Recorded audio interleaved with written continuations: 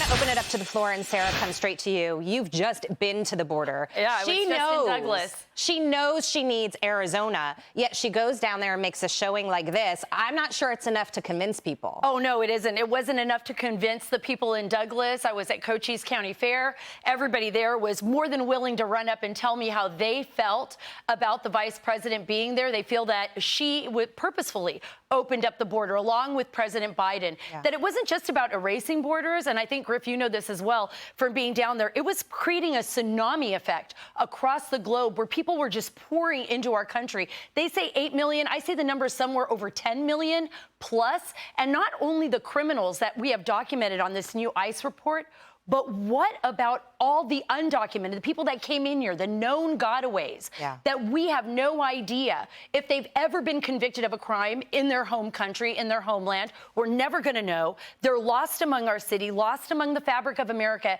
and our children are in danger. We're in danger. And also, what about the terrorists? So this is Kamala's policy. This is Kamala's policy. It is her border policy to leave the border wide open, and she's lying to everyone about this. And it was really a shame. And this is actually what her deputy campaign manager, Griff, had to say about it. This is the spin. Let's take the soundbite. Obviously, immigration is going to be a topic of discussion, and it's an important one, and it's something that's on the mind of American voters. I think the point that she is making is that look at what is happening. Somebody is actually putting in the work, and somebody is talking about it and continuing to stand in the way of progress. Vice President Harris supported a bipartisan bill that would have been the strongest and toughest on border and immigration in American history. Donald Trump opposed that bill and told Republicans to blow it up. Okay, that bill, of course, would have codified illegal immigration. That's why Trump was against it. But your reaction up to 5,000 a day. Look, what's interesting is I don't think he knows. He actually admitted that this is going to be a topic of discussion that's top of voters' minds, because I would argue to you, Jackie, that this chaos of the border that Sarah just so eloquently laid out, 8.5 million that have crossed under this administration, the 1.9 million known gotaways, so it is 10 million. Now you've got this ICE reporting that there's 15,000 rapists, 13,000 murders, 425,000 convicted criminals that are likely loose on the streets of the U.S. I would argue he's admitting that this is the most important story of the last 4 years, the chaos at the border. And to put it into perspective, the DHS pushback was that it's been misinterpreted, that these numbers go back decades. Well, let's go back a decade. 10 years ago, in July 2015, Kate Steinle was murdered, being shot in the back in a pier in San Francisco. And it was a huge story for weeks because it was rare.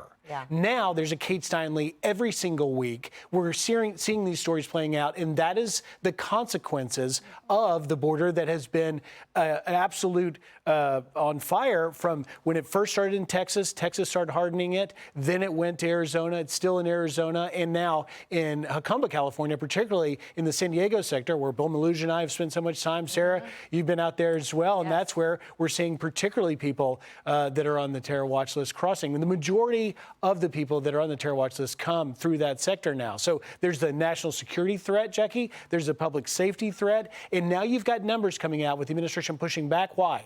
Because they don't want us to know. Oh, of course not. And you're talking, they're saying, let's go back a decade. Let's go back 6 years. Let's go back to 2018 and hear Kamala Harris chanting.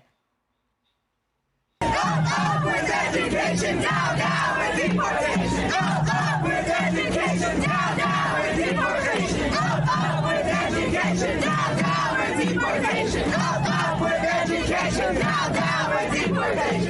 Jason. Yeah, if she wants to solve this problem right now today, she should be out there advocating to get rid of sanctuary cities and sanctuary states, because Chris Coons, he's got a lot of nerve going out there saying, well, a lot of these people are incarcerated right now. The problem with these sanctuary cities and states is they'll have somebody that's here illegally convicted of a crime and they won't cooperate with ICE. They can't do their job. That's on all the Democrats. That's not just on Kamala Harris. That's on all the Democrats. And don't tell me that you're trying to secure the border when you're by the hundreds of thousands flying people in from these terrorist countries like Cuba. You're flying them into the United States and Venezuela so that they don't even show up in any of the stats. Or what about the former chief from San Diego testifying. Yeah. We have SIAs, we have special interest aliens that are crossing this border like we have never seen before. And he was specifically asked by this administration, by Harris and Biden, to keep it on the down low and to not put those numbers out.